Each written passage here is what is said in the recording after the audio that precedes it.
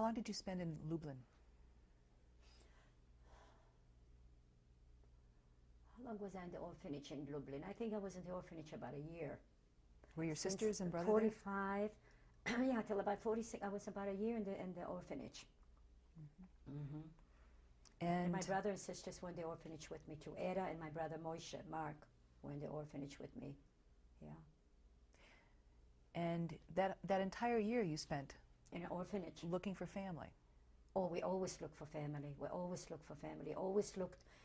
They had this headquarters, and everybody always went to look for the list, because whoever survived would write down their name, and that this went on for a long, long time. I don't think. Well, finally, after many, many years, you finally give up, because you were hoping maybe somebody survived. Because even though we knew that my mother and sister were taken to Treblinka, and my aunts and uncles and everybody, but somehow, you know, you always have hope. Maybe somebody survived. Maybe somewhere we'll find someone.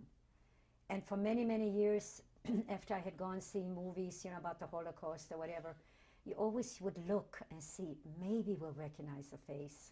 Maybe. But after a certain amount of years, you give up. You know they're not here anymore. They're gone. Where did you go from the orphanage?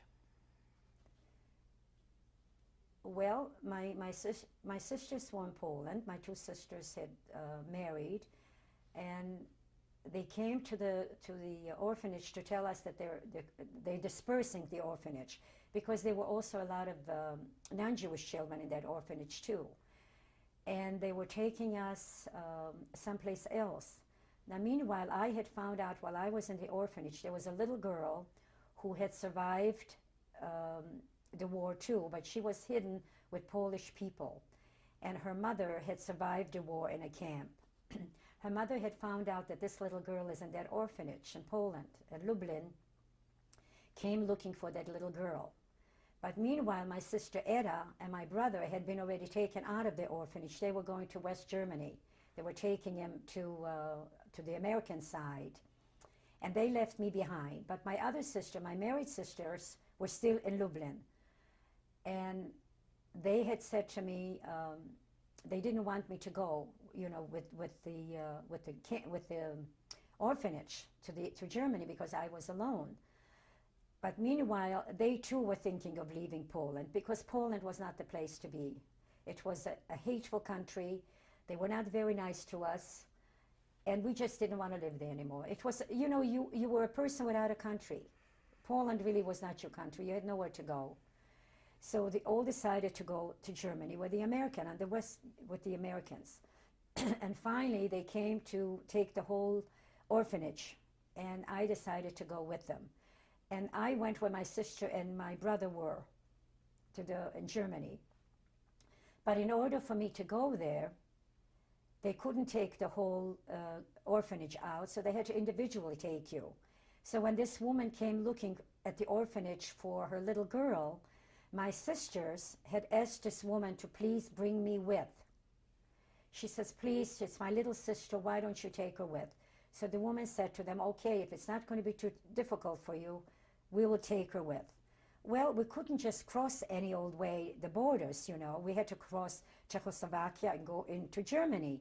We had to go at night, while the Polish people were on the borders, you couldn't cross. We were afraid. So at night, we would smuggle through the border. She, the mother with her child, and with me, and we were terribly, terribly afraid. Because if they would have caught us at night too, they would have sent us right back. I don't know at that point if they would have killed us. I don't know, because it was already, you know, after the war. But they certainly would have kept us in Poland. They would not have allowed us to go back. So we smuggled again. We smuggled through the Polish border, and we came to Czechoslovakia, then we got through that border, and finally we came into Germany. And that's when we found my sister Era and my brother Mark. And then later, eventually, my two sisters came out of Poland too. We all left Poland. We did not want to live there anymore. Where did you go in Germany? In Germany, we went to a camp by the name of Landsberg, and this was also a displaced person camp. We were there for a while, and then they organized, the Jewish community organized itself. They had a committee, and Israelis and European Jews who had survived. They were trying to organize all the young people. And they decided to take us to another camp in Feldafing, which was not far from Landsberg in Munich, Germany. And they organized like a kibbutz, Israeli-style kibbutz style, where they had children from all over Europe.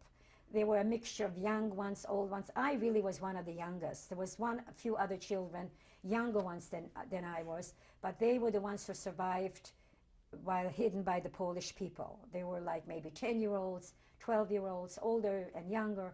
It was a mixture of different European children. And the kibbutz sort of became like a big family, you know, because we all had each other to count on. Everybody had lost their parents. Everybody had lost a brother or sister, grandparents. And the kibbutz became part of the family. This was our family. And I was in Feldafing for almost, well, a half a year, at least a half a year, till 1946. And then Israel, a lot of people started going to Israel with illegal aliyahs. And finally they dispersed the kibbutz. A lot of people went. They couldn't take the whole kibbutz. My brother was one of the lucky ones. But he went with the illegal aliyah, with the illegal transport. Mm-hmm. And we were hoping to follow him, but eventually, of course, we didn't. And Feldafing was dispersed. And then we went back to another displaced person camp, Neufreimann, which was near Munich, Germany. And from there, I lived there for about 3 months or so, or maybe a little bit longer. My two sisters, my married sisters, also came there to live. And they organized schools. The Jewish community organized schools. And I started going to school there.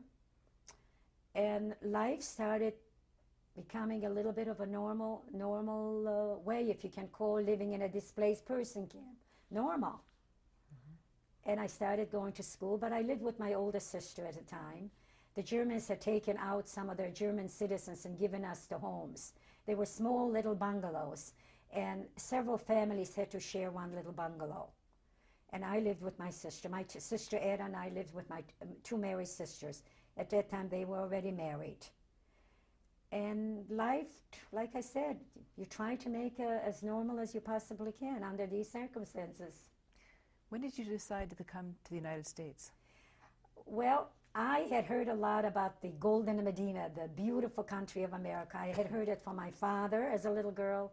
I had also heard it from my uncle, the one that ended in Russia and eventually did immigrate to America. I had heard beautiful things, you know, yet you find gold on the streets, which of course is not true. But one day I was sitting in school, and American soldier came in from the UNRWA, and he had asked if there were orphans and if they wanted to go to America. And I happened to have raised my hand because I was an orphan. And he said, well, do you want to go to America? And I said, well, I really would have to ask my older sister, you know, if I should go or not. So that day I came home from school, from this makeshift school, where they had all different kinds of ages, not just my age. And I told my sister Hannah, I said, you know, their soldier came in today, and he wanted to know if I want to go to America, that all the orphans can go. And what do you think I should do? Well, right away, of course, my sister, being that she was already the oldest and married, and she said, absolutely, it's wonderful. It'll be a wonderful opportunity for you. You know, you can get an education. It'll be a new life for you completely. But she says, you cannot go unless your sister Eda goes. I will not let you go alone. So the following day I went back and I told them that I would be interested in going to America, but my sister Eda, which at that time was only 17, would have to come with me. And they said, fine, being that she was still underage, you know, minor. And I signed up and I said, we're going to America. And within a few months, I think it took about 3 months, we were notified that we would have to be called to the German consulate, and you have to go through a physical, you know, medical exam and all of that. And that was it. This was simple as that. That's how I came to America. But my uncle at that time, encouraged us to, definitely. He said, you have to go there. It's a wonderful country. And the reason he was so strong about it, because his wife had relatives in Texas, and they were also going to America. My uncle did go to America with his wife. And therefore, I came here. Now, you didn't come here directly to No, Minneapolis. no. I came to New York. We were in New York for about a week. We came to Bremenhofen. We went by ship. And that too was a terrible time for me. I was sick the complete 9 days. I was very ill. But I knew where I was going. And we arrived in New York. And needless to say, we arrived at night, actually, the evening.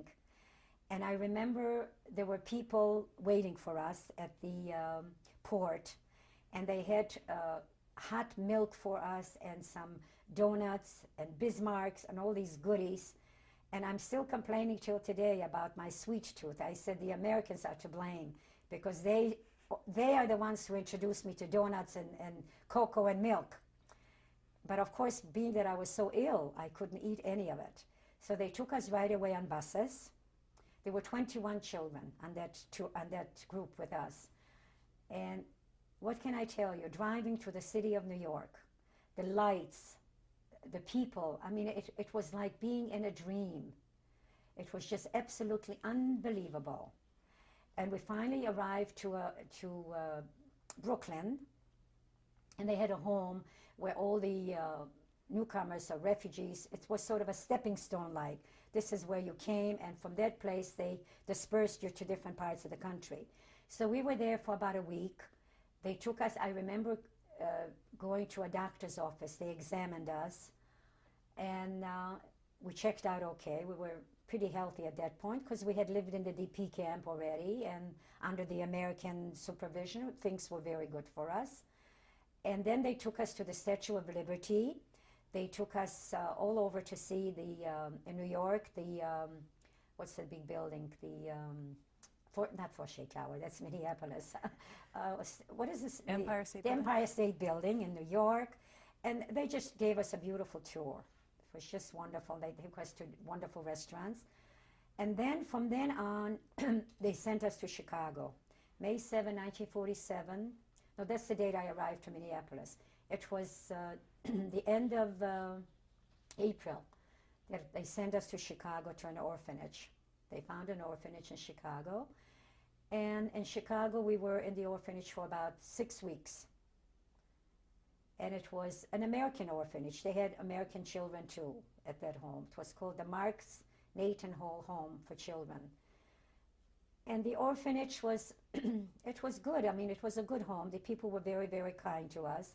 It was a little bit strange for us because we were among American children. We did not speak the language. We couldn't communicate very well. I remember we went by train from New York to Chicago. They sent us by train. We did not speak English. And I remember it was an overnight train. And the following morning when we got up, we noticed that our shoes, our old shoes, had been polished. And we couldn't figure out how, you know, and they later on, of course, we found out that that's what they did on these trains, the overnights. But the only bad part on the train was that we could not communicate. We couldn't order any food. We couldn't ask for anything. So we drank a lot of water. That was the fun part. How many were you? There were 3 of us from New York going to Chicago. And then when we were in Chicago, like I said, for 6 weeks, and then they found a foster home for me in Minneapolis. Did you know anything about Minneapolis before you came? I had not heard a thing, never heard anything about Minneapolis, not at all.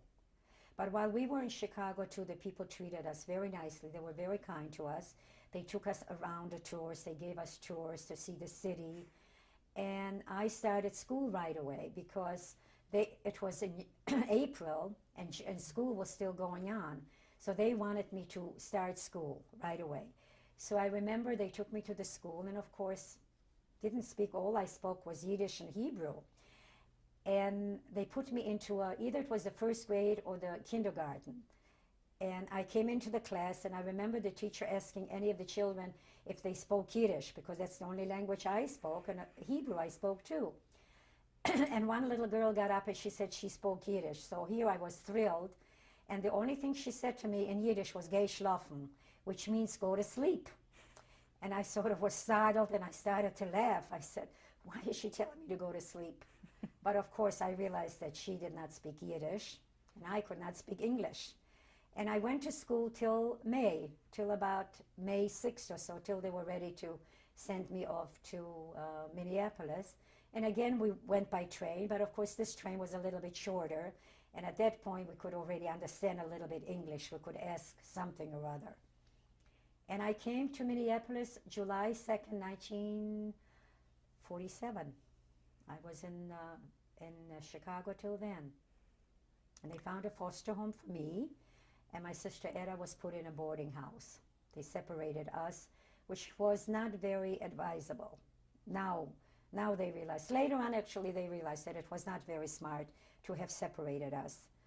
And but the woman that took me, the foster home that took me in, really did not have room for another child. They just wanted one child. Mm-hmm. So now you're about 15 years old. I was already 14 and a half, yeah, almost 15, right. And you're living in a foster home in Minneapolis. I live in a foster home in Minneapolis. And the funny thing is, while I was in Chicago in the orphanage, people used to say that Minneapolis was a big farm. They said, you're going to a big farm. They told me it was very cold. Well, the cold didn't bother me. I was used to the cold weather. And somehow or another, I believe that this is probably why they sent me here altogether, because they probably thought that I would, weather-wise, that I would not have as many problems. Somehow or another, I wish maybe they had sent me to Florida or California, but it's okay. I'm happy being here. So they found this foster home for me, and I started going to school. They sent me to school, to public school, and I lived there for a few years till I got married. How hard was it to explain to a foster family where you had been, what you had gone through?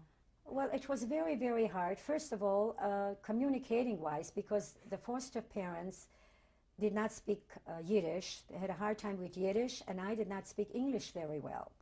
But lucky enough for me, they had a father, an old man that lived with them, the grandfather, who spoke Yiddish. So I was able to communicate with him through him to speak to the foster parents. It was very, very difficult. It was a very difficult period for me because, first of all, they did not have a room for me. They had a room where a bed had to be set up for me every night, and every morning the bed had to be taken away. So I did not, again, have this permanence. You know what I mean? I did not have a place where I could really call it my own. These people were extremely kind and wonderful that they took in this foster child, because they really did not know who I was and what I was. They had heard a lot of stories that we are like animals, people, you don't know what you're doing. Her name was Julia Lewis. They said, you really don't know what you're undertaking, taking in this child that has been in a war for 5 years. She might be an animal for all you know. So it was a little difficult, but they treated me very nicely. They were very nice, and I was also very nice to them. I did a lot of house chores, helped them at the home. And I went to school, but the only part that I could remember was this idea of not having a room of my own, a permanent place where I could really call my own. Mm-hmm. And then you got married. And then I got married. Well, I finished school first. I finished school. I went to Hebrew school. I graduated that school. And my life became a little bit of a normal life for a teenager, even though I was way beyond my years, because I had survived a war. I had lost my mother and father. I had lost a beautiful family. But everybody tried to make it normal for me. I had a wonderful social worker who really tried very, very hard to make me happy. But life was very, very cruel too, because when you're in a school with young children, you don't speak the language. Children have a tendency sometimes to be very cruel because they themselves cannot understand. So there were many, many times where I would just sit in school and not say anything at all. For a whole year, I remember not opening my mouth because I was embarrassed, because if I would say something, the children would laugh. And then, when you get laughter, you don't talk. You just decide, oh, I don't want them to be laughing at me, so I didn't talk. But eventually I got used to it. And I learned the language. And I skipped a couple grades, so I was able to catch up with my age, because when I went into the 7th grade, I was almost 15 years old. And most of the children in 7th grade were like 12 and 13, you know, so it was a little more difficult. So I skipped a couple grades and I caught up with myself. And after you were married, there are how many children do you have? We have 3 children. We have a son, Philip Marshall. We have a daughter, Pamela Joy, and we have a son, Gary J. Wonderful kids, beautiful children that I'm very, very proud of. And then there are some grandchildren, too. And then we have 8 grandchildren.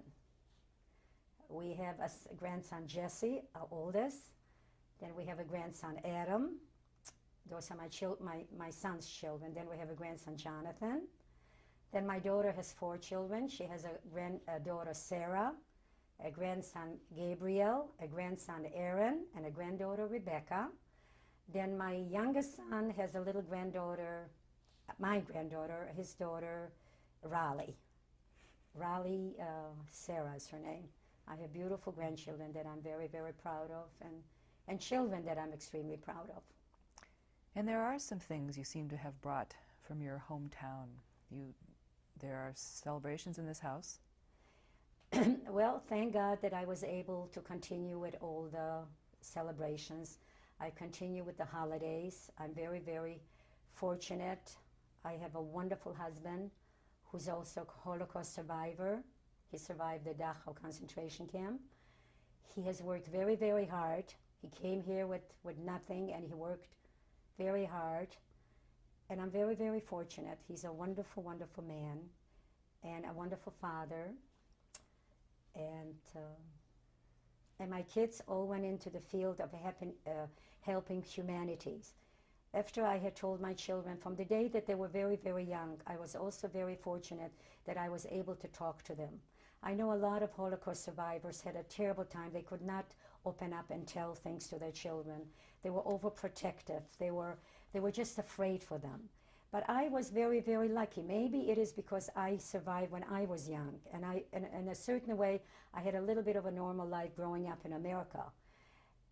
But when I used to tell the stories to my children, I remember when my son first started talking about what he wanted to do. He decided to become a doctor. He wanted to help humanity. My daughter became a nurse, also wanting to help humanity. My youngest son became a businessman. He worked with his father for many, many years. And I'm very proud of them because they're wonderful citizens. They are wonderful, worthwhile American citizens. That's wonderful. And your mother used to sing you some songs when you were a child. Yeah. That you sing to your children and to your grandchildren. Yeah. Is there anyone that's special? Well, I remember a song my mother used to sing when I was a little girl. She sang that song from the First World War. She said she was a young girl during the First World War. And I remember singing that song once to my grandson, Jesse, my oldest grandson. And I started to cry. And he said, Grandma, why are you crying? And I explained him the story while I was crying. I said, I'm crying because I remember the song my mother used to sing to me. And of course, Jesse, you know, my mother died in the Holocaust. And at that time, Jesse was only a little boy, and I didn't want to go into details because he would not have understood what I was saying anyway. And that song I've always sung that song too. And I sing it a lot. Even I sing it sometimes when I feel sad or I feel something bothers me, and I just sing that song. And that song makes me feel warm because when I sing that song, I remember my mother. Would you sing it? You have such a beautiful voice. I'll just sing just one verse because it's a rather long song. Auf die Felder, auf die grüne Felder, Wälder, oi weh. Auf die grüne Felder, Wälder, liegt Badeck mit Kohlnaselner, oi weh, oi weh. Liegt Badeck mit Kohlnaselner, oi weh, oi weh. Kommt ein Vogel und zu fliehen, oi weh. Kommt ein Vogel und zu fliehen, stellt sich auf sein Käferchen, oi weh, oi weh. Stellt sich auf sein Käferchen, oi weh, oi weh. Ach, die Vögel schwarze Brune, oi weh. Ach, die Vögel schwarze Brune, na dir die Hand, gib mir die Augen, oi weh, oi weh. Na dir die Hand, gib mir die Augen, oi weh, oi weh. This is a song about a soldier who goes out to war and he gets killed in the war. And a black, not a pigeon, what are those? A brone is a black, it's a bird that comes and rests on his grave. And the person in the grave is asking this bird, I will give you my hands, please give me your eyes. And when you fly away, fly to my mother, but do not tell her about my death. For if you tell my mother about my death, she will cry all the time. Just don't tell her the sad story. And of course, it's a very, very long song. It tells her about how long is this war going to last and how much blood has to be shed in order for this war to go on. It's a very, very sad song, and I sing that song all the time. Now I have a 7-month-old little granddaughter, and I sing that song to her too, hoping that they will all remember some of the Jewish songs that I taught them. Is there any special reason why it was important for you to do a testimony? Yes, it's very important. Like I said, there had to be a reason why I survived. Why did they choose me? Why Reva Kibort had to survive? A young girl where 150 million children died. Why was I selected to live? I mean, sometimes, your mind is just wondering, why me? But I think there had to be a purpose, because if I were not here, and if my husband was not here, and maybe some of the other survivors were not here, nobody would have known about this. Maybe this thing would have gone on another time. Another Holocaust would have existed. People have to be told. Hopefully, we hope that by the things that happen to us, another Holocaust will never happen again. But it is absolutely mind-boggling that anything like this could have happened in the 20th century. Such meanness, such like barbarians, to have done this to people, and for no reason, for no cause. We just hope and pray that people will learn that just because somebody dresses differently, or looks differently, or speaks differently, or believes in something else, that they're just as human as everybody else. You do not go out and hate him for that. You just do not do it. You have to be tolerant of somebody else. We are all here for one reason, We all have the same feelings, the same blood, the same love, we all want the same thing for our children, for our families. And I feel that it's very important for me to be here and tell you this story, not only for my children, because I hope and pray that my children will tell this story to their children and to their children, to generations to come. But I just feel that it's very, very important for me to tell this story. That someone cannot come along and say the Holocaust never existed. They cannot say that it was nothing but a hoax that the Jewish people created. It just is not so. It is there. I am an orphan. I was deprived of a normal life. I was deprived as a child from a mother and father. My mother and father never saw me grow up.